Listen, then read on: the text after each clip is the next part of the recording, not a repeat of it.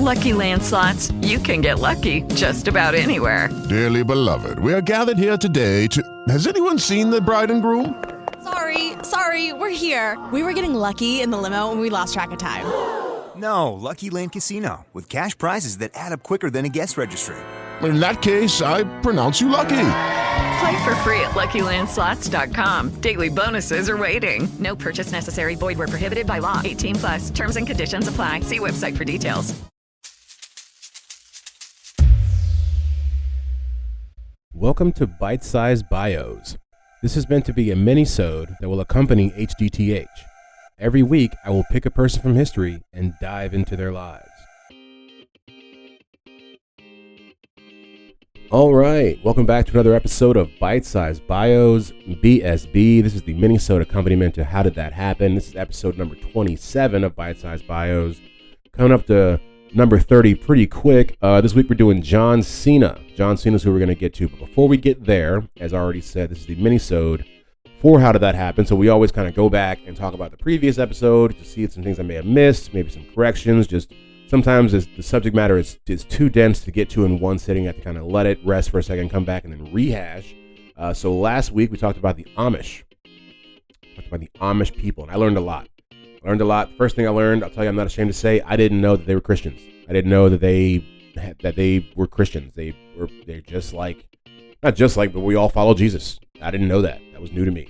We talked about a lot of different stuff with them. One thing that I think we didn't fully get to, or I didn't really have too much information on, is their language. I know I played some of their language in the beginning of the episode, and that was actually a clip from some Amish people that live in Blacksburg, Virginia. But the main Amish, they speak, I guess what they call, I don't know, they call it Low Dutch is what it's called? Lower German, excuse me. So it's Dutch or Lower German, which is kind of a German-Swiss, English mush of language, and that's why you can kind of hear things you understand every now and then, but then it just kind of goes out. But yeah, they kind of do a mixture of that. Pretty much, I mean, I think most Amish probably talk in that sort of, with that language. But they also, another interesting thing about the Amish, they celebrate Old Christmas. I didn't know that was actually a thing. I learned that not too long ago.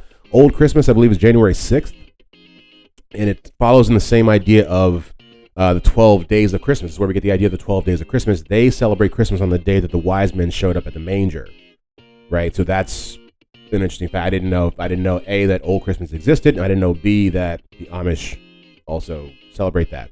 And it all puts the 12 days of Christmas in perspective for me. One last thing I want to talk about the Amish before we get on to the other parts of this show here is I mentioned a little bit before we left the last time about their, like, if you go in every Amish person's house, you'll find the Bible, the Holy Bible, and you'll find another book right beside it normally, and it's called the Martyr's Mirror. And I wanted to go a little bit more in depth about what a Martyr's Mirror actually is, and it's actually pretty wild. So this book, how do I put this? It's, first of all, the title of it is not just a Martyr's Mirror. The title is called The Bloody Theater. No, excuse me. Let me run that back. The Bloody Theater. Here, one more time. The Bloody Theater, or Marty's Mirror, of the defenseless Christians who baptized only upon confession of faith and who suffered and died for the testimony of Jesus, their Savior, from the time of Christ to the year AD 1660. That's the title. So you see why they just kind of go with Martyr's Mirror. That's probably the longest title of anything I've ever heard of in my entire life.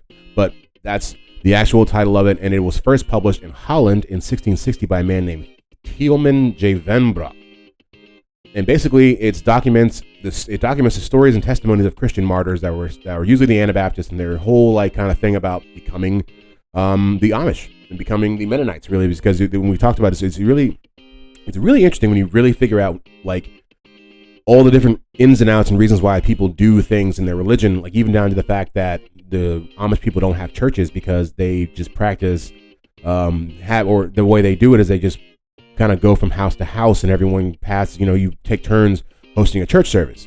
That's how it works. They don't have churches, and this is because they were bad. They were kind of pushed away from the main land of where all the regular Christians were, and they were pushed into the Swiss mountains where they had to kind of survive, where they were going to be killed by their Christian brethren. All because they kind of believe different parts or believe different things about the same text. When you really break it down, that's all it really is.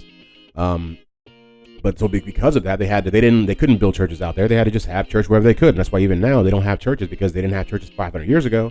But that's what's in the Martyr's Mirror. I've never heard that in my entire life. I've heard a lot of things about Amish people. I thought that was really cool that everybody in that religion has a book that dates back, 400 years, and has the whole text of like how your religion came to be and the people that got killed for it. And it's pretty cool. Sad, but cool. And it's usually given as a wedding gift. That's how most people get them. When you when you go off and you live your life, it's like, here's your, one more time, we're going to run that title back one more time, and then we're going to move on, because I'm just so enamored with how long it is. When you get married, you're going to get the bloody theater of Martyr's Mirror of the defenseless Christians who baptized only upon confession of faith and who suffered and died for the testimony of Jesus, their Savior, from the time of Christ to the year AD 1660. You're going to get that on your wedding day. But yeah, that's just pretty wild. It's why we do the mini episode here, because I couldn't, when we're talking for that long, there's so much information. It's hard to get everything in, but there's always more, and that's why I'm trying to give you guys more. That's why I think we're taking the time here. I hope you guys think we're getting more information with the new podcast format. But definitely, the Amish were very interesting last week. And so before we get to the actual episode, like I said, so now since we're doing the bite-sized bios every 2 weeks, then I'm started to put in the what am I watching and the what am I listening to in every episode now. So what am I watching right now? I just watched Cocaine Bear on Peacock. I went into this one pretty skeptical, have to say, because just the idea of it, what if a bear was on cocaine? Oh, wow. But it was pretty decent, I have to say. It probably won't win any Oscars, but it didn't take itself too seriously, and it told a story. You can't ask much more from a movie for that. It's a little gory in like a slasher film sort of way, a lot of body parts, a lot of blood splatter, stuff like that. But I liked it. It was funny too. There were some genuine laugh out loud moments that I was not expecting, and that's always fun. And then what am I listening to? I'll tell you what, I'll actually do a little bit of a throwback to the original focus of this segment when I first put it into the How Did That Happen. Initially it was called, if you've been listening for a while, it was called What Am I Reading? And so what am I reading right now? I am reading Hunter Biden's memoir. I'm having trouble with words right now. It's called Beautiful Things, and it's pretty good. It's pretty good. It's very interesting to hear his side of the story after he was basically a walking headline for the last few years.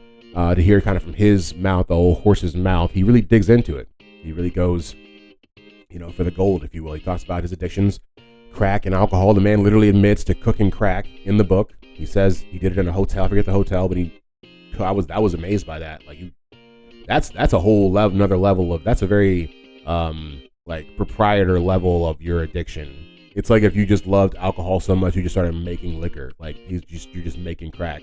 He also talks about the weird nature of getting with your brother's widow, which I think is worth discussing.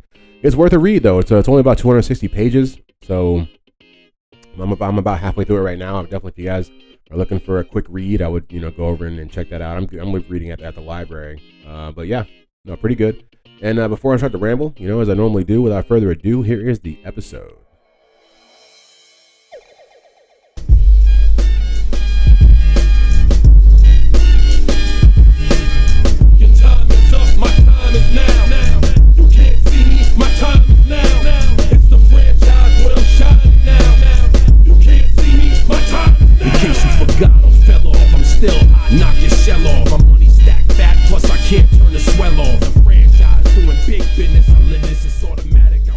And that, what you heard there, was the musical stylings of John Cena, who we'll be talking about this week.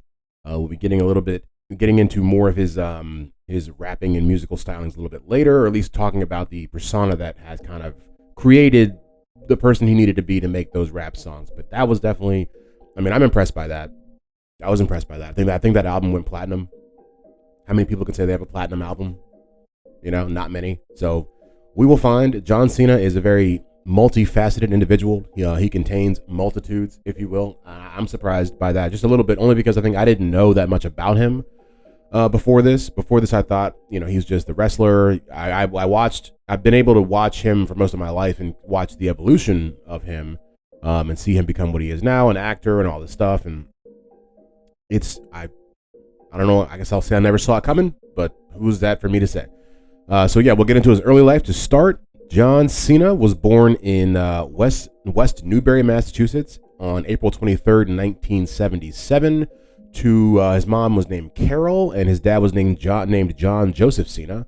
His mother is English and French Canadian, while his father is, they don't mention he's Italian, and used to be a former ring announcer for Chaotic Wrestling. That's pretty cool. So wrestling was always in the blood. Cena attended Central Catholic High School in Lawrence, Massachusetts, before transferring to Cushing Academy, a private prep boarding school in Ashburnham, Massachusetts. There's a lot of different type of words in that last sentence I just read there. Pretty interesting. So then he attended Springfield College in Springfield, Massachusetts, where he played Division III football. He was the center and the captain of the football team, and he wore number 54.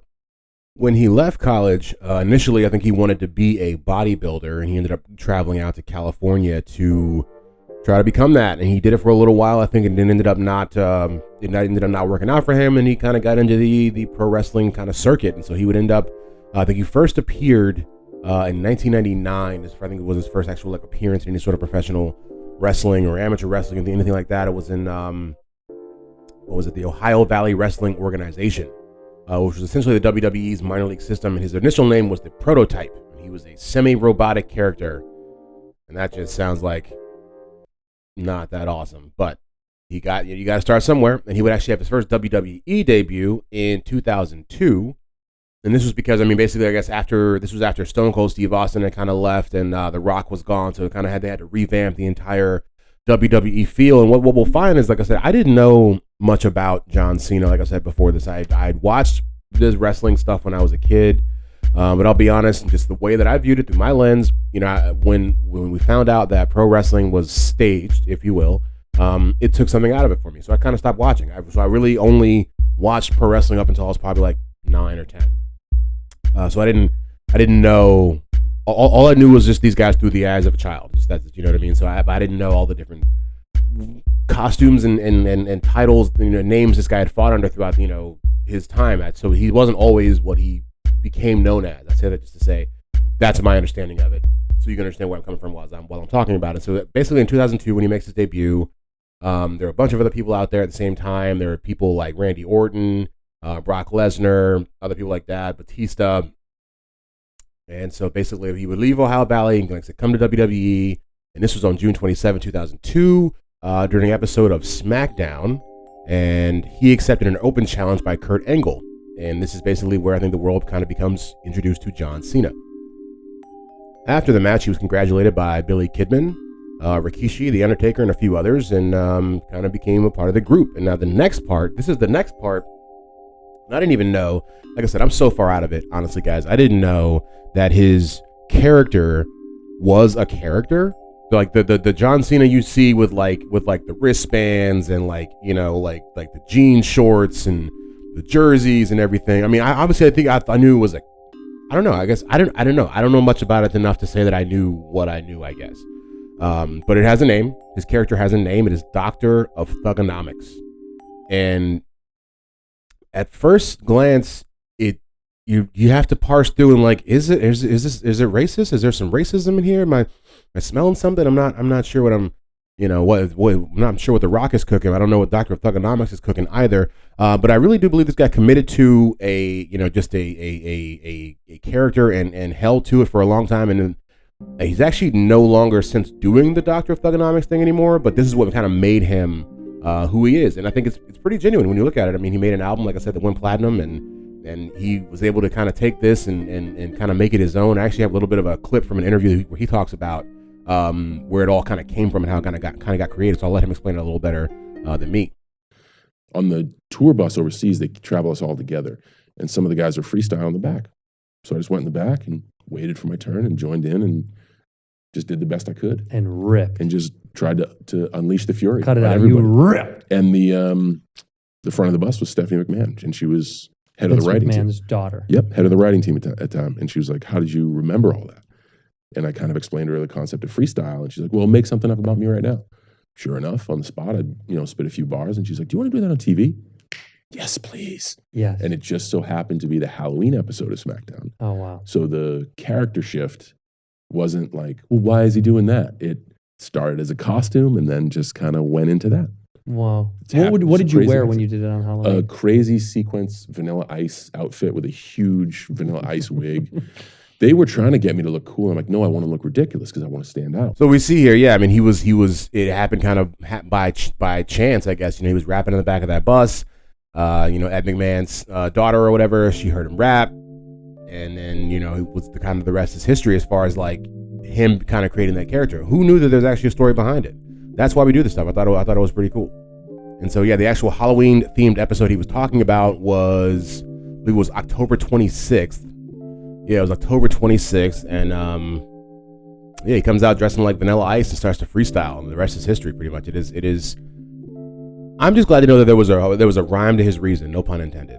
But yeah, I mean, he would go on from that. He would be in the WWE for a while, and he would end up starting to rap. He would kind of follow the same trajectory, kind of, as The Rock. I feel like a lot of these guys were trying to take what The Rock was doing and double down on it. His first role in a movie was uncredited in the movie Royal Rumble in the year 2000. 6 years later, he would actually star in a movie called The Marine. And a lot like The Rock's movies when they first started, these movies were not that good. They just weren't that good. Like, I mean, I love Walking Tall. Like, I'll watch it sometimes because just for like nostalgia purposes. But to really call it a good movie is really I don't think that's true. But yeah, so The Marine would mark his kind of beginning of his real film career. He would then go on to star in other movies. He was in the Fred movie in 2010. He was also in Trainwreck in 2015. He's done a bunch of different things. We actually have another part at the end where I'll tell you what he's doing right now, in which we talk about the current movies that he's in. But before we get to that, he's done a lot with the Make-A-Wish Foundation. He's granted over 650 wishes for children with life-threatening illnesses, which is pretty cool. He's been doing this for over 20 years now. And he holds the Guinness Book of World Records for the most amount of Make-A-Wishes that have been granted. And the guy second place behind him he's like 400 wishes ahead of that guy. So that's pretty wild. And if you want to learn more about the Guinness Book of World Records, we have already done an episode on how did that happen on the Guinness Book. This is probably at least a year ago. I'm not even sure what episode it was. Maybe in the 30s or 40s. But check it out. Cena resides in Land O'Lakes, Florida. He said a bunch of times he doesn't want to have kids because he doesn't want to be an absentee parent. He is married to a woman named Sharia Sadeh. That's definitely not how her name is pronounced, but they got married in 2019 in a private ceremony in Tampa. They met while he was filming the movie Playing with Fire, which I've never seen, but I want to see. And now if you want to go back, you can know that there was a little bit of love sparked on the set of that movie.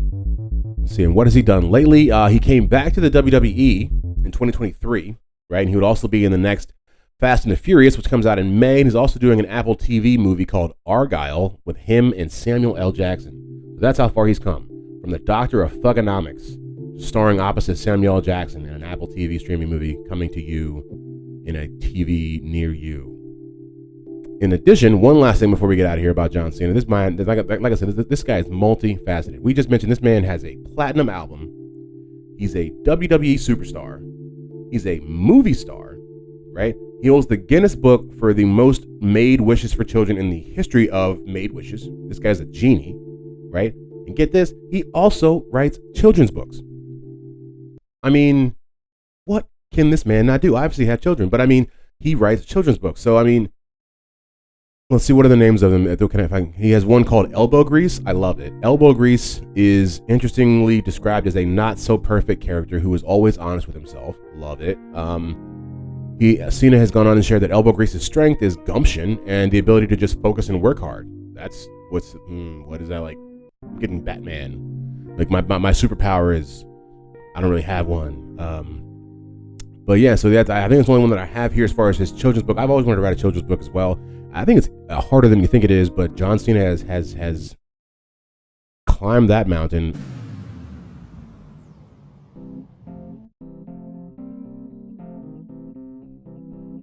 All right. Hope you guys enjoyed that episode of Bite Size Bios. Learned a lot about John Cena.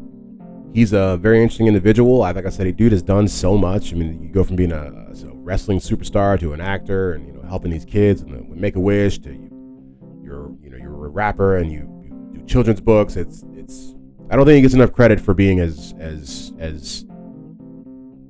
I don't know, just being all in as he is. I mean, the guy even learned Chinese. I didn't put that in there, but he learned Chinese because I guess the WWE was like expanding into like China. So the man learned another language. But yeah, very interesting guy. As always, if you like what you heard here, give us a like and subscribe wherever you're finding this. 5 stars if you loved it. 2 stars if you didn't love it. Tell us why you didn't love it, because constructive criticism is always welcome. We thank you guys for coming back week to week, press and play. I will say it was earlier this week I saw somebody really binge some stuff, so I really appreciate that.